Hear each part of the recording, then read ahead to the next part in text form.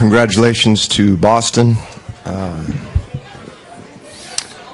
Extremely tough series. Both teams battled every night, and that's what playoff basketball is. You got to be ready right from the tip, from game 1 all the way through game 7 or however long that series lasts.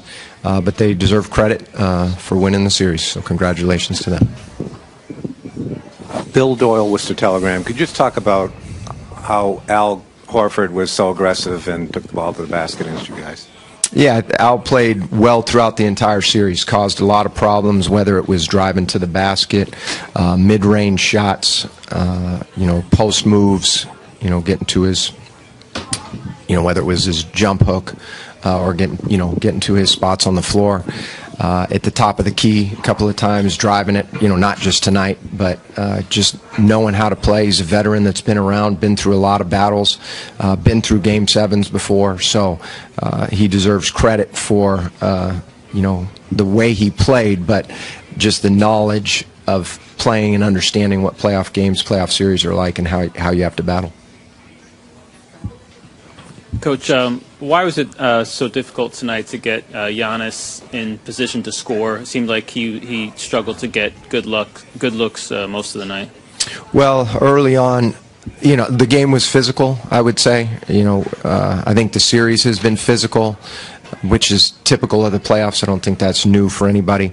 Obviously there was a stretch, we played him the whole second, but basically, the foul trouble took him out, didn't close out the half, in regards to, being off the floor. But their defense loaded up to him quite a few times, and then it's, a decision, can he make the play at the rim? Can he make the kick out? I still think he was aggressive, trying to make the right plays. I think he played a great series. A lot of times people are going to just look at, the scoring, but his ability to create for his teammates, create open shots, rebound the ball, like I mentioned the other day, gets a rebound off of a missed layup that, not a lot of guys can get, doesn't bring the ball back up and goes right back up with it. But for him, I think he battled the entire time, had some good looks that didn't go in, but they deserve some credit for playing tough defense at times too. Coach, 0 fast break points for you guys tonight. What went wrong in that regard? Well, they shot, one of the things is they shot 54%, and then one of the things we've talked a lot about here, and it wasn't too bad, but 11 offensive rebounds, that's another thing so you shoot a high percentage, another thing that's going to stop the break. Now, we want to get out and run off of makes when we can as well, but it sometimes can be more difficult, as everybody knows. But that having been said, give them credit for, last game we had a lot, a ton, and that was probably a big point of emphasis for them to get back, make sure that they crowd the paint, get out to, contain the ball, and get out to shooters as need be. But that having been said, that's one thing for us, trying to find easy baskets. If we don't, then we got to set up and execute in the half court. Coach, you kind of talking about that, but let me ask you, first, Giannis had foul trouble, so how much did that play into the way you were coaching? And also the second part, when they're playing with such force, how do you counter it? Because they were executing, they played great. They played a great game. Mm-hmm. No, they played well. You meet force with force. Bled and Giannis both had 3 fouls. We were trying to manage that in the first half, and that's just part of the game. It's, you always have your game plan and your rotation set. That's one of the things people always talk about, rotations. Well, what's this guy's rotation and when does this happen? Well, things like fouls impact that, so guys have to come in and out of the game at different times. And so in this case, both Giannis and Bled in the first half, we had to manage that a little bit.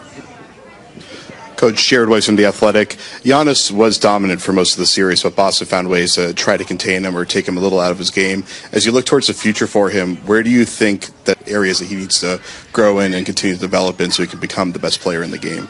Well, all of these experiences, and he even alluded to it after Game 6, what a big experience that was for us to win that game, to force the Game 7. We had been in that position before, so now we've been in a Game 7. You can go up and down the list of guys now that you can say have been in it. He's been in it, obviously, and I think every experience in a playoff series, games, don't take the game 7, all of it is invaluable and a tremendous learning experience. And Giannis's ceiling, as we know, is tremendous, and he's getting better every day. And I think that's a scary thing for everybody in the league to think about, that the things that he's doing on the floor to make his teammates better, to make himself better. There were stretches of the season where he shot an extremely high clip from the three-point line. So the more and more he gets comfortable there, the more and more dangerous he'll be, because obviously everybody knows how well he can get to the rim. But his ability to cause problems in so many places on the floor, talking about Al earlier, but Giannis is a ball handler. He's a pick-and-roll player. He's a screen setter, offensive rebounder, pushes it in transition. These are all valuable experiences, but he still has room to grow, and I think that's scary for a lot of people to be, something for a lot of people to worry about moving forward, because he's that good. Joe, Matt Velasquez, Milwaukee Journal-Sentinel. Just what's it like for you as a coach when the bench comes in the first quarter and does what they've done in most of the games here in Boston, just can't hold on, and then you have to, over the course of the game, find way. You're still putting them in, still trying to find ways to find a spark. Just what's that like when you're trying to find that spark when it's just not coming? Well, that's like we talked about earlier. Okay, you have your rotations. You get a feel for how guys are playing when they enter into the game, and you have to make those adjustments on the fly. And we talked about Shabazz in the games here. He had given us a spark offensively, whether it was making threes, whether it was making shots, and he had always looked comfortable. So, you look at somebody like him in a short burst to see if he's got it. Jed, I thought, was really good for us tonight. Not in terms of, it's not about the stat line, but he was just stable for us. I think he ends up being a positive out on the floor in terms of plus minus. And that's not always the end all be all, but it's a guy that's been in these situations, so you can go to him. But you give the guys the opportunities, and you see what the flow of the game is, or how they look and how they feel out there, and then you make your decisions from there. Joe, Mike Petralia, CLNS Media. When Jalen goes out and obviously didn't play the second half, how do you think that impacted the way they play? They addressed it, and how did it impact the way you guys were guarding? Sure, I think they just continued to play hard. That's one of the things we always talk about is next man step up, and in this case you get a guy like Marcus Smart who plays 32 minutes, and to be able to come back off of injury, it's not easy to step in, get a rhythm, and get a feel, and he's done that in a playoff series. And so for him, when Jalen went out, I don't think it changed the way they played. It just was another player that they weren't able to utilize. But again, I give credit to their entire team. But like I just mentioned, Marcus played 32 minutes, so I think that's where some of those minutes went. But other guys deserve credit too for playing the way they did. I thought Shane Larkin played a pretty solid game for them as well, coming off the bench.